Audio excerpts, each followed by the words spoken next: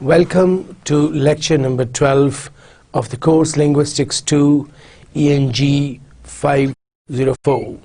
Now, you can see on your first screen substance and form, diachrony and synchrony. Now, what are these two terms? These are further two fundamental concepts or distinctions which we are going to talk about today. Now, first of all, let's review what we did in the last lecture. Do you remember? Well, it was something about sign and symbol distinction. The concepts given by Ferdinand de Saussure when he said that the whole language consists of signs. People, they give signs to different objects in the nature, and sign is a combination of two things: the concept which we form about an object and the actual object, the word which we invent to denote, to refer to a certain object and to a certain concept of the object and the actual object. Signifier and signified. Signifier, the word which we use to refer to the concept, and signified, the concept, not the object but the concept of the object. And then we said that these signs are arbitrary. There is no scientific rule, or there is no clear, precise, particular rule for assigning the signs to different objects. It's all arbitrary, and the signs are mutually agreed upon by people speaking that language. Then we talked a little about the different combinations, how sign is used to denote two things, and what is the actual combination of the letters, how they are combined to form the words. Then finally we talked about the contributions by Ferdinand de Saussure, some of his contributions in linguistics. Now today we are going to talk about further two new concepts: substance and form, and diachrony and synchrony. Alright, let's proceed. Now what is a substance? Substance and symbols, such as letters of the alphabet that represent sounds in writing, are the raw material of a language. So these have to be given shape later. The sounds, or the sounds of the alphabet, or the letters of the alphabet, the substance and the symbols, such as they are the substance, they are the symbols.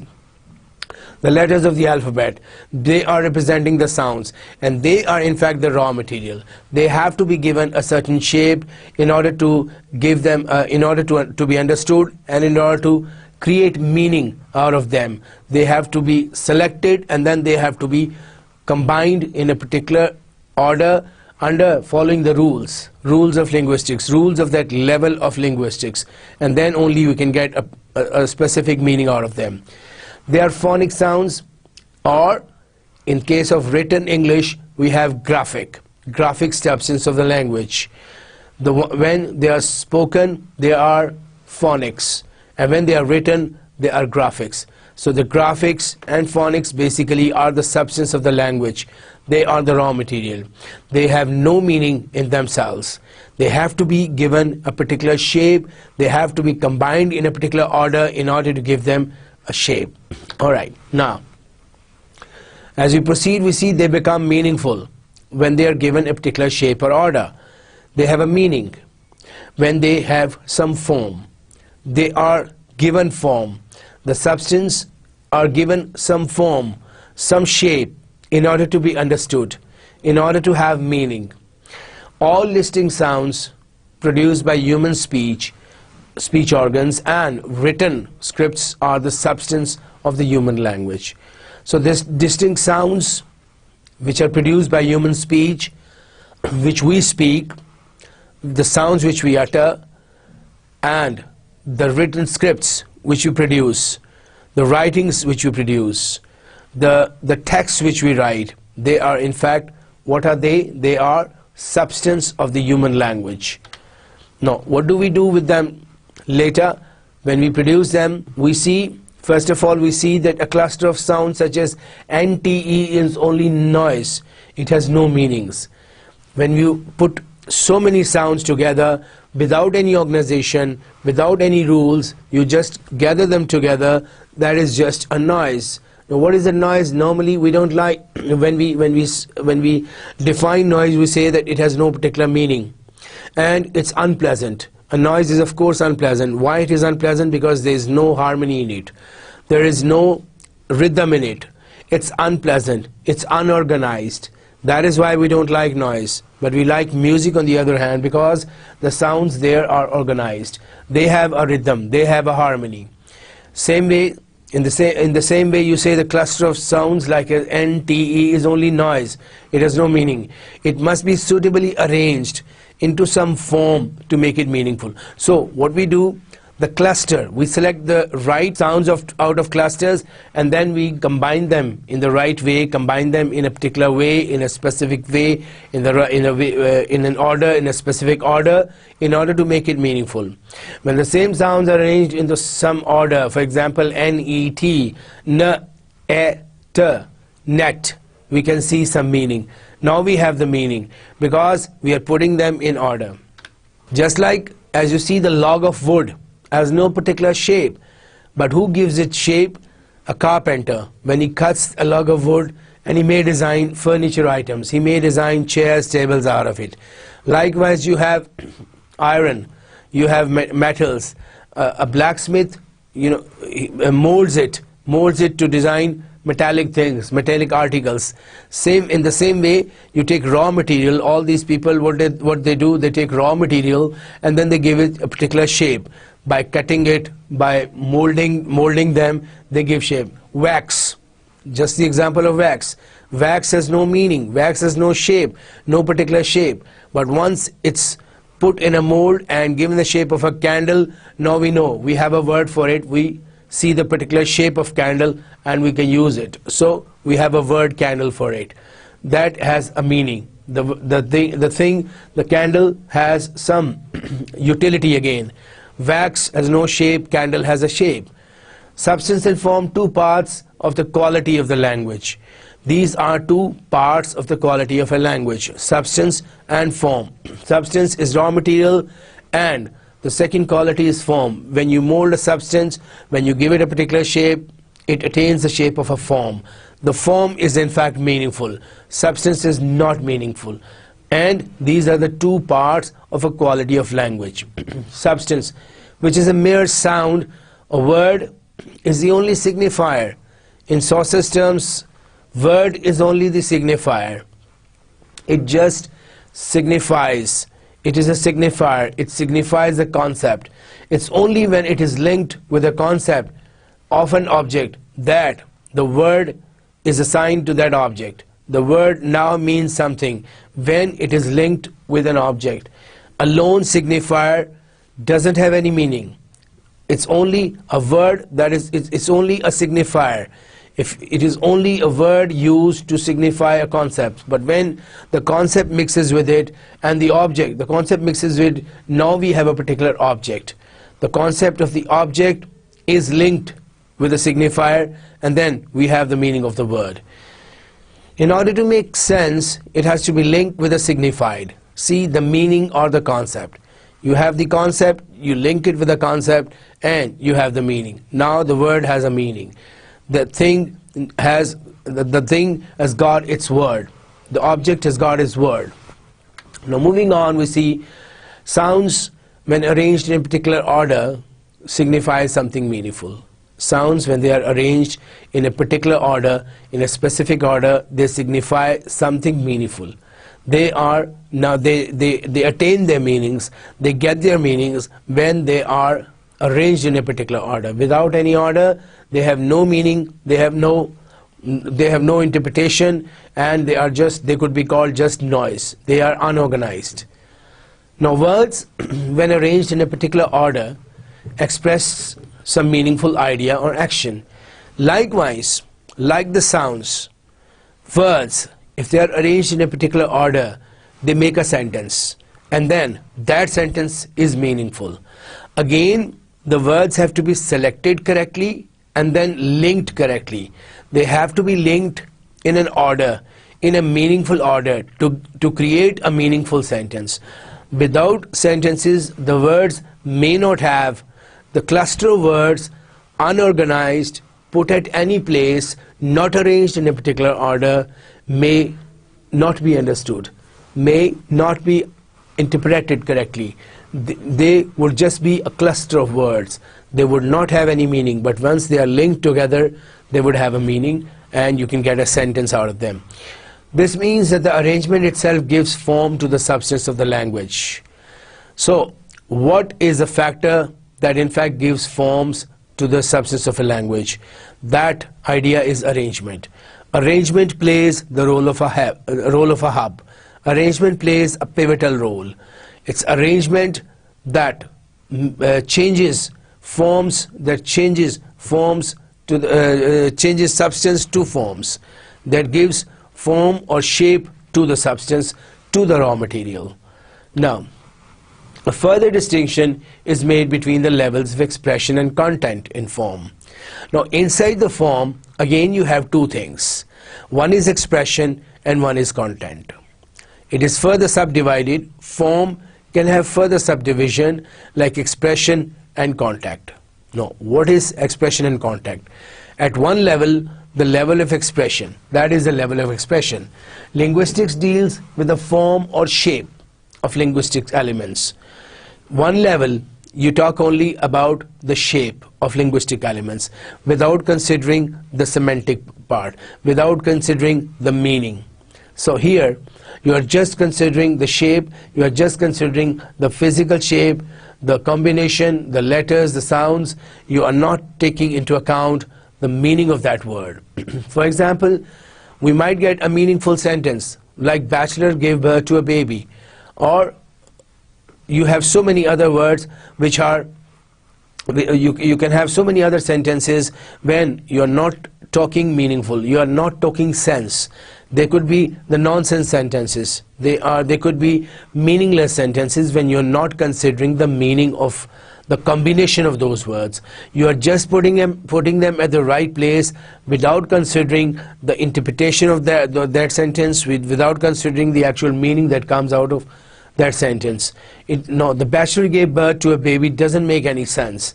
But when we look at the other side, we see that we have to consider level of content as well.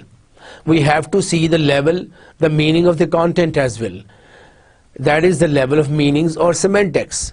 If we don't consider the semantics, then it could be a meaningless sentence. It could be a nonsense sentence. It could be a sentence which doesn't make any sense. It could be a sentence which doesn't have any correct interpretation. Form includes both grammar, the arrangement of words in a sentence, and semantics, the meaning relationships between the words. So here we come to that point that form in fact is not only the arrangement of sentence, arrangement of words, but in fact it's the correct arrangement of the meaningful words. The meanings should have some sense. The meanings should have some sensible interpretation.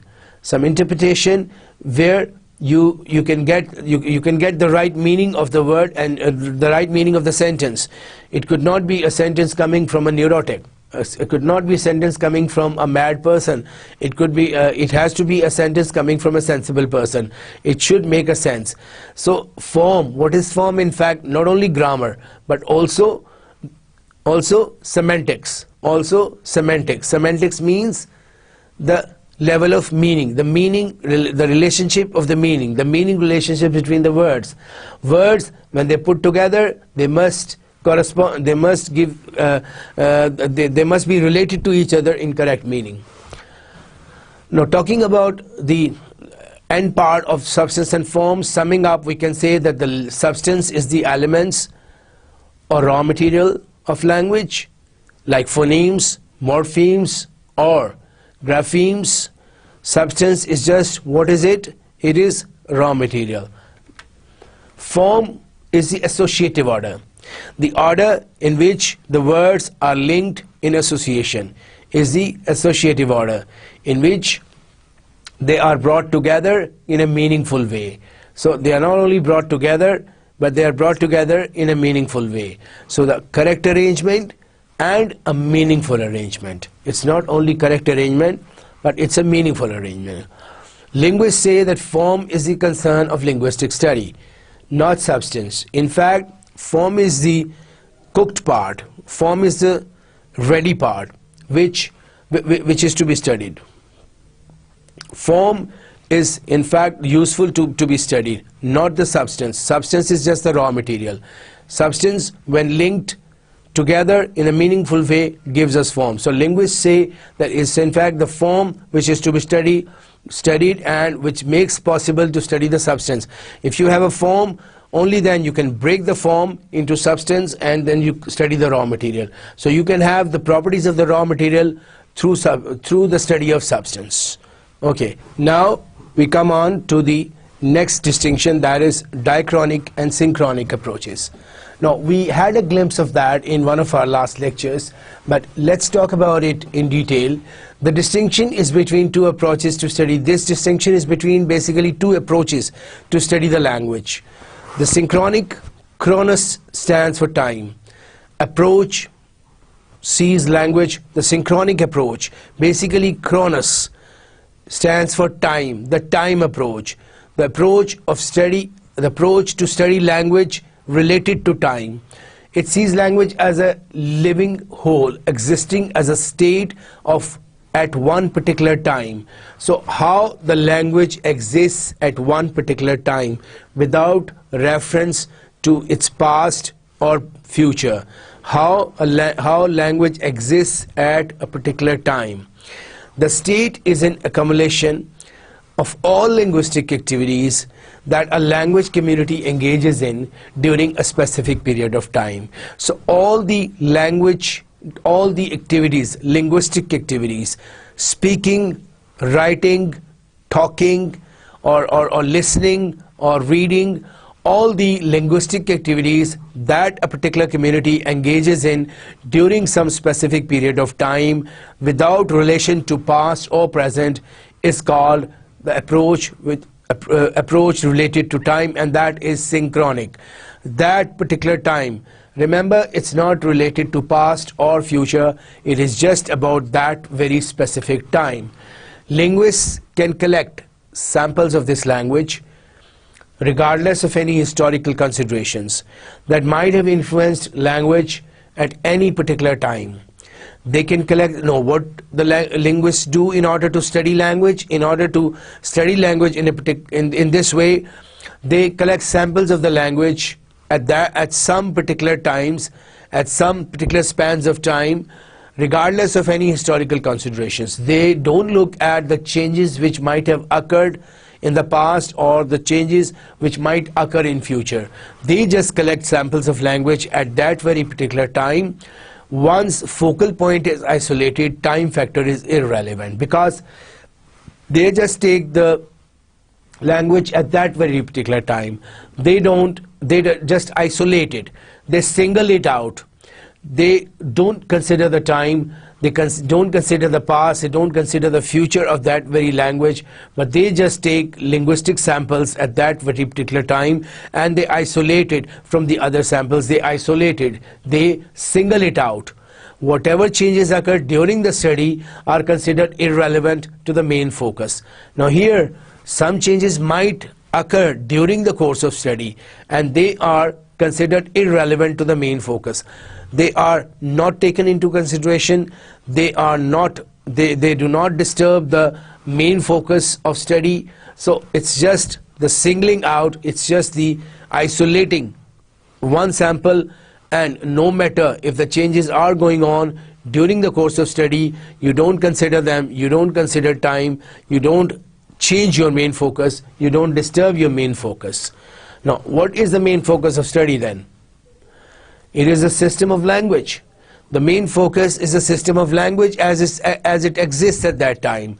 The system of interrelationships that bind together coexisting items in a collective mind of the community. Some words which need your focus here. The system of interrelationships. There is an interrelationship between the words. The interrelationship that binds together coexisting items. The items which are there, already there, they coexist. Now, the system which binds them together, the system which ties them together in a collective mind of a community, in the collective mind of the group of people, in the collective mind of a group of social, a social class, people living in a social class. That collective combination, that collective the collection of all these sounds and the words, basically that is taken into consideration in order to study in this approach. We are talking about synchronic approach. The diachronic approach traces basically, now look at the other approach, the diachronic approach. The diachronic approach traces the historical developments. Now if we look at the past and the present and we consider what changes have occurred before the language at this point, or what different developments have occurred, or what different stages has the language passed through before it reached this focal point, or what changes might occur later, then we are talking about the diachronic approach. Now moving on, we see that what it does, that it records the changes that have taken place between successive points of time.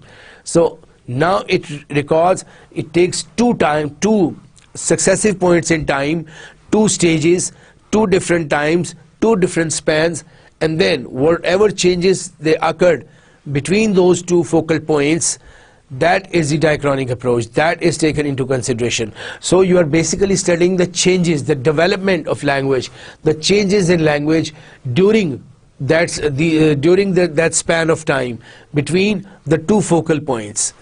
Diachronic is equivalent to historical, basically. Lyons, we have a quote from Lyons, and diachronic is equivalent to historical. Diachronic means historical.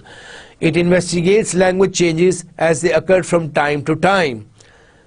The evolution of languages. Whatever changes, whatever evolution has occurred in languages, whatever changes, whatever developments, whatever deterioration, whatever, sometimes you have words disappearing. So whatever changes are occurring in the language, have occurred in the languages from time to time, that is included in the diachronic approach. And diachronic approach, basically when you are using that approach, you are investigating the changes. Diachronic refers to historical developments, whatever developments or changes that have occurred to language over a period of time, that is the domain of diachronic approach. Now Saussure in 1916 made this distinction. He gives a priority to synchronic approach. Now here we have the idea given by Saussure and the viewpoint of Ferdinand de Saussure that synchronic approach is to be preferred. Now it's he who gave this two distinctions, synchronic and diachronic, but he says that synchronic approach is to be preferred. Like he says that the two approaches must be kept separate. He says there should be no amalgamation of the two stages. You can't study the two approaches together. They have to be kept separate. Why? He says that what strikes us first is that their succession in time does not exist as far as the speaker is concerned. As far as a particular speaker at a particular time is concerned, that speaker doesn't have any consideration about the change in the language, about what the language might have been in the past or might become in the future. He or she would just speak that very language which is with him, that very language which exists at that very period of time. So once succession of time does not exist, as far as the speaker is concerned, once a speaker speaks out some words, they are his words. They are the words which exist at that very particular time. He is or she is not concerned about what the words were in the past or what the words might become in future. So we have an example here. A speaker of English is not concerned with the language of the Middle Ages. Like a speaker of English now, the modern English, is not concerned about what the language was in the Middle Ages or in the old ages. So he is just concerned about what English is now, what English is in modern state. So this speaker is concerned with the state of being, the language that exists for him at a given time. As I said earlier, that is his language. This is the language with him. So he has to consider this language only without taking into consideration language in the past or language in the future. The speaker does not consider what language existed before or after him. Now let's see a very small and interesting diagram here. Saucer has given interrelationship of diachrony and synchrony. We see AB, the horizontal axis along the horizontal axis, x-axis, and CD along the vertical axis, and then we see the focal point here, like the X.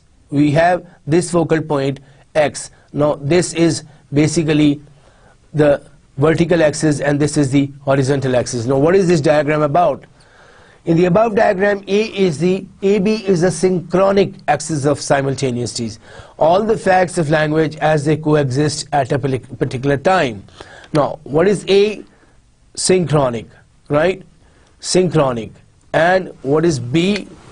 AB is a synchronic axis of simultaneously.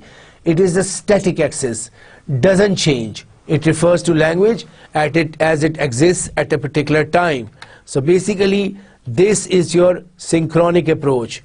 This is it refers to language as it exists at a particular time. It doesn't talk about the past or the future. Now when I'm moving my arrow past or the future, here you might have understood this is your diachronic approach. This is the development or changes in the history. Now if CD is the diachronic axis of succession, an imaginary line moving through time. So it's the imaginary line, this line moves through time. This refers to history. This refers to the change in the language that might have occurred from past to present to future. Now this is that point which we basically are studying. Now if we move on, AB can intersect CD at any point, because at any given point time there will be a number of simultaneous facts about language coexisting. Now here if we go back to this diagram, we see this is the point where there might be intersection, where the development and that very particular AB can intersect the time at any time. This is that particular time where you are considering language, where you are taking into account the language at this very point. So there might be some simultaneities, like there will be a number of simultaneous facts about language coexisting. Some facts would be there in all the language, when you intersect the two AB and CD, some facts would be simultaneous, some facts would intersect, and some facts would be common. So X is the point on CD where a particular point in time can be isolated and the language at this point can be described as it exists. So you may have the intersection at any time, at any point of time, and that very intersection, you see that some of the points would be common between the synchronic axis and the diachronic axis, and you can study your language at that very focal point. Now priority of synchronic over diachronic study is explained by Saucer by analogy of the game of chess. A very interesting comparison here given by Saucer, that you can compare you can talk about the priority and priority of synchronic over diachronic. Why is he preferring the synchronic over the? Why is he talking about the preference of synchronic over the diachronic? He's basically now he's giving example and referring to the game of chess. Now let's see what happens in chess. The chessboard constantly changes because of the different moves of the player. But if anybody walks at any point, he can understand the state of the game by position of the pieces. Now, if you consider two people playing chess, let's say you're playing chess with your friend. Now, you had some rules of the chess, some rules of the game chess, which you agreed upon in the start of the game. Chess has rules, and these rules, they have to be agreed upon by the players when they start playing chess. So you are playing chess with your friend, imagine. So you agreed upon some rules, and under those rules you kept moving your pieces. You had different moves, you made different moves, and the game is moving forward, right? When the game is moving forward, you are basically going towards the fate of the game. But at that very point, at any point when you are playing a game, chess with your friend, one more friend walks in. Now, once he walks in, he can see that static shape of the chess, and he can maybe decide, he can maybe give the state, he can talk about the state of the game, he can give his opinion about the state of the game. But he's not concerned about what different changes, what different moves you made, what different moves you made before you reach that very particular time. So when somebody walks in, he can imagine, he can assess, he can talk about the state of the game just from the state of the chessboard or the places of the pieces at that very particular time. He is not concerned what moves you have made or what moves you will make, but he can talk about the winning or the losing position maybe at that very particular time, that somebody looks better or somebody's position looks better than the other. No, he's not concerned about what moves you already made. He's only concerned about what that board looks like.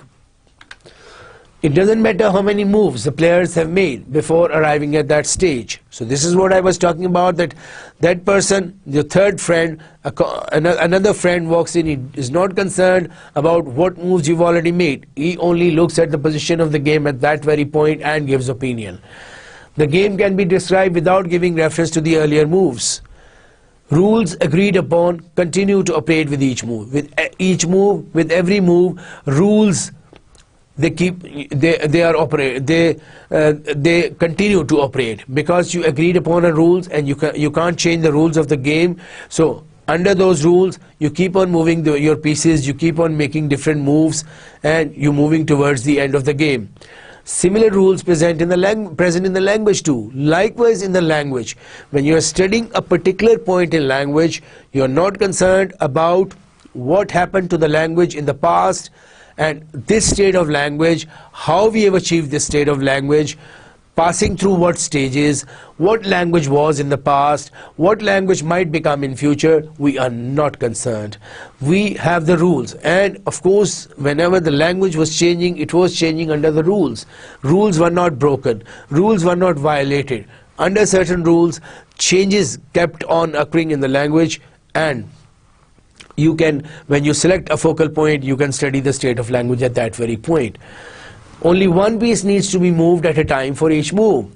For every move, you will move only one piece. This is the rule of the game. You can't move two pieces at a time. At a time, you can move only one piece. In language, changes affects only isolated elements, not the language. When you make a change, you make a change to only the isolated part. You make a change to one element, to one letter, to word at a time. At a time, you can't move 2 points. You can move only one part of speech or one maybe part of a sentence. You move only one isolated part in order to create change, in order to change a sentence, change a word, change a sound, or change any structure. So in language, changes affects only isolated elements, not the whole language. No doubt, these changes ultimately do change the language. No matter the language is changing, like you have many words which are disappearing, have become obsolete, they have gone, just because there are changes going on. And when we say the changes going on, these changes are under the specific rules. The changes, they ultimately change the language. Small changes, changes in the sounds, changes in the pronunciation, changes in the disappearing, related to disappearing of letters. Like in American English, you have so many words without you, color without you, favorite without you. So changes like these, changes in the words, changes in the structure of sentences, changes in the sounds, all these changes ultimately, basically, they ultimately are bringing changes in the language. The language is getting changed, the language is transforming. You have new structures, now you have new pronunciations coming. First you had the received pronunciation, RP, or the standard British pronunciation. Then you had so many other pronunciations coming up. Then you had the American pronunciation. Now you have so many different kinds of Englishes with small e, Pakistani English, Indian English, Chinese English. Now all this is because of the changes, because new words are entering the language. So once the new words are entering the language, definitely you can't say that language will never change. Language has to change because of basically social movement of social communities, the interaction of social communities, the movement of people across the borders, the interaction of different classes of society, and you have different professions. And in different professions you have different jargons coming. So changes are definitely occurring, but there are rules.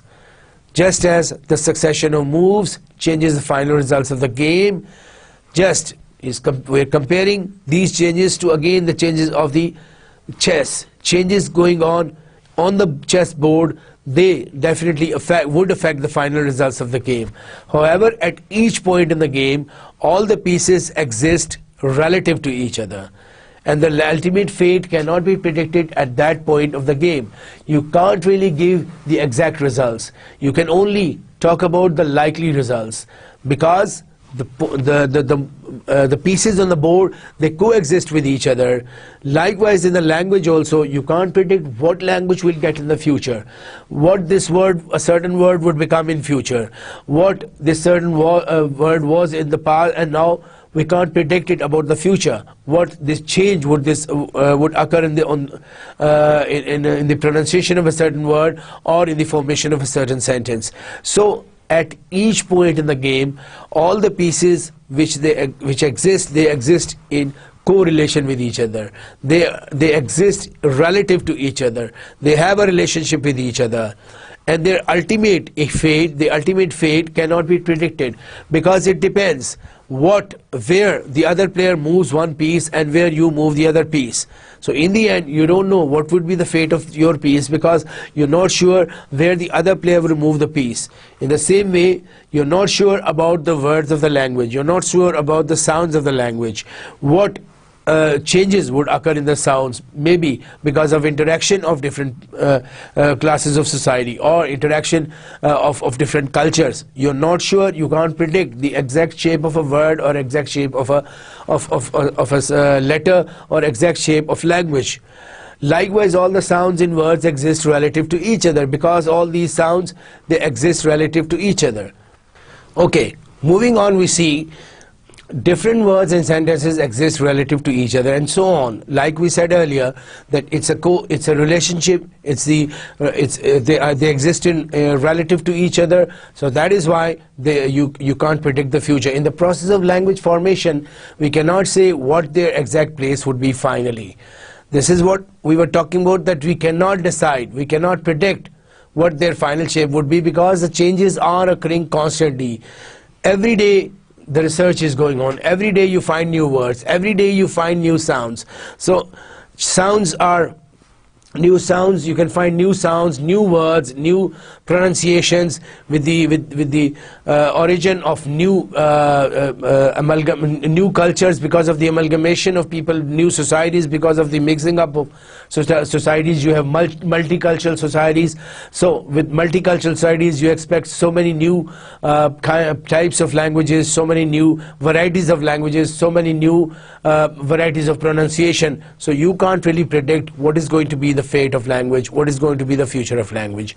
So language can and should be described synchronically, on its own terms, without referring to its past or future shape. It can only be studied synchronically, or it should only be studied synchronically, because histories, they don't really come into play when you have a speaker speaking a certain language. Now the question arises, should historical study not be done? Now we have a very interesting question. When we are again and again stressing on synchronic approach, talking about synchronic approach, even Ferdinand de Saussure said that synchronic approach is to be preferred. Now the question arises, what should we do about the historical study? What should we do about the diachronic approach? Should historical study not be done, or should diachronic perspective not be considered?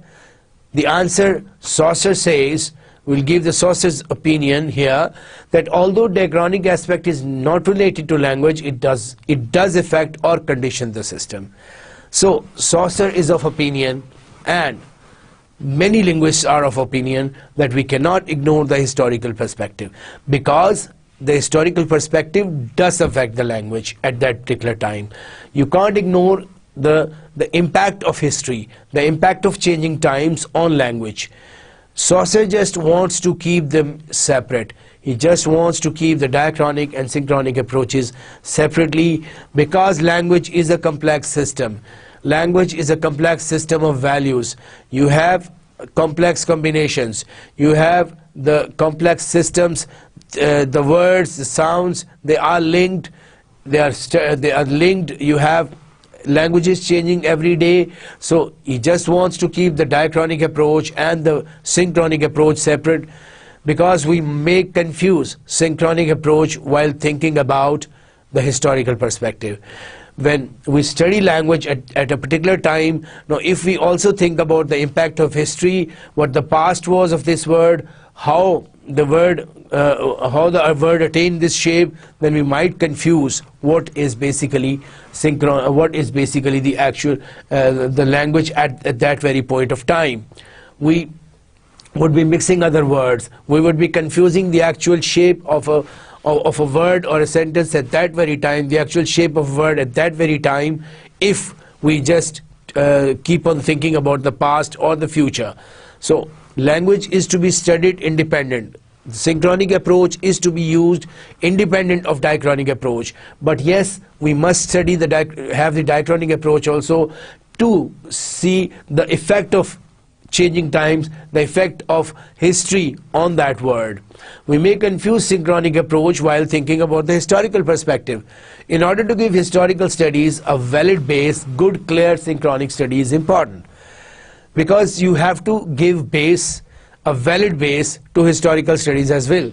We have historical linguistics, where we study the change of the time on the language, and how language transformed with the changing times, and why these changes occurred under the impact of certain movements in certain eras of history. So in order to give historical studies a valid base, in order to give validity to historical linguistics, we need a clear synchronic study as well.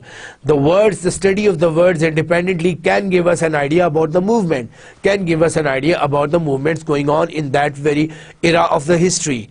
So the era of the through language, we also study what social values, or what the political movements were there, what the social movements were there, what was it a crisis period for people, was it an economic boom, or was it did you have the changing political systems? So all that can be studied through the language, because when the writers, the poets, they write, they are under the impact of those changes, they are under the impact of those socio-economic conditions, and they portray those socio-economic conditions, the political conditions, in their writings.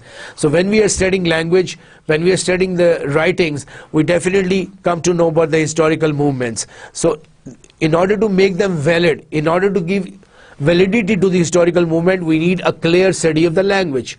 Once we are studying the language clearly, we come to know what movements were going on in a certain period of time. So that is what we mean by isolating them, but definitely we cannot ignore them totally. We can't ignore the diachronic approach totally, because there are impacts. Both of them, they have an impact on each other. Now, substance and symbols. Summing up today's discussion, we see substance and symbols, letters of the alphabet, are raw material of the language. So we started with substance and symbols. What are substance and symbols? Letters of the alphabet. They are the raw material. They are basically the basic units. and from basic units they change to meaningful words, meaningful form. They attain the meaningful form only when you give them a particular shape or order. You select the right words, you put them in the right order, and that is where you convert your raw material into a finished language, into a finished product. The raw material is form, the raw material is substance or symbols, and you give them final form, you link them with the right parts, we link them with the right elements, and you get a finished product in the shape of language. They become meaningful when given a particular shape or order. At one level, we consider only the form or the shape. At another, we consider the level of meaning. So at one level, it has two, again, when we study the form, it is studied under two in two forms or shapes, or in two aspects. The first aspect is the shape or form, the physical shape, the structure, the correct structure, the correct selection of the words, and the correct linking of the words. But there is another level which is very important, and that is the semantic, the level of meaning. The words, they have to be selected, the right words have to be selected, and they have to be linked together, but then they should have a proper meaning. They should give us a proper meaning. You can't just link the words without having a sensible meaning. A sensible meaning, a correct meaning, a sense should come out of the sentence. It should not be a nonsense, or it should not be a meaningless sentence which might be vague or which might be absurd. So you need to look at the two aspects. It's not only the choosing and linking of the words, but also the meaningful linking of the words. So a combination of the physical shape of a word or a sentence, the substance at a physical level, and the meaning level, or the semantic level, that combination is called basically the meaningful form. Form is meaningful, and that is correctly interpreted. A combination of both gives us a meaningful form. Form is meaningful basically. Now then we talked about the diachronic and synchronic approaches. Diachronic approach is related with the development of language over different ages. How language changed, how language developed over different periods of time, what were the different words, what were the different sounds, what were the different varieties of language that we found in different periods of time, how the movements in different eras or era of history, or the different political, socio-economic conditions affected language, that we study in the diachronic approach. In synchronic approach, that we saw that it's basically the study of language at that very time, without considering the past or the present, without taking into account what language was before this time, or what changes what changes have occurred, or what stages has it passed through before it arrived at this very point. We just consider that very point, that very focal time, and that very focal point, what language is at that very time, and how the speaker is using at that very time, or that very one specific time, without thinking what language was in the past and what language would be in future. So synchronic approach, as de Souza says, it is to be preferred, because once the speaker speaks, the speaker doesn't think about the past. Speaker doesn't care about what language was in the past. He doesn't care about what the language would be in future. The speaker, whatever language the speaker speaks at that very point, that is basically his language. That is the language given to him. That is the language used by him. So once we are studying language, we have to take only that very point. We don't have to take what language was in the past or what it would be later. So that very point, the focal point, is basically used as a study of language at that very point. So the synchronic, but we cannot ignore the diachronic approach. Once we are taking synchronic, we are giving importance to synchronic. We are not considering the we should not ignore the diachronic, because basically the history also has affected language. You can't ignore the changes in the history, the changes in the language over the period of history. You can't over the period of time. You can't ignore those changes, because those changes, those socio-economic conditions, those political conditions, those conditions, they affected language. The writers were using, they were portraying those conditions in language, and they were portraying all that in their writings. So that language also, it gives us a picture about the history. It gives us a picture about a certain period of time. Like you had the writings pre-independence, the Mughal era, the writings of that period gives us a clear picture. Any historical era, whenever you read the writings of that era, gives you the picture in that era, the movements in that era, the trends in that era. So when we are giving importance, if we want to give importance to historical linguistics, when we have to give validity to historical linguistics, we must study the synchronic and diachronic both. When we are studying this language using synchronic approach, we are looking at the exact words, we are looking at the structure of words, we are looking at the changes, we are looking at how the words are formed. Basically, we are also looking at the period of history in which those words, those sentences were created, that language came out. We are also looking at that period of time. So synchronic, diachronic, very important fundamental distinctions which have to be remembered, that what is synchronic and what is diachronic, and basically they have to be kept separate. As de Saussure said, they are kept separate, but you cannot ignore one for the other. You cannot take only one aspect. Once you are studying synchronically, you are also giving validity to diachronic approach, and when you are studying diachronic approach, you would also come across what language came out in that very period of time.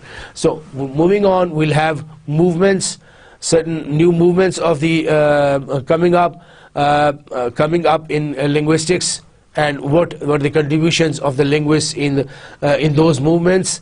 Now, this is what we had today. We talked about the structure, the form, and we also talked about the diachronic and synchronic approach. Till the next lecture, it's Huda Hafiz from here. Goodbye.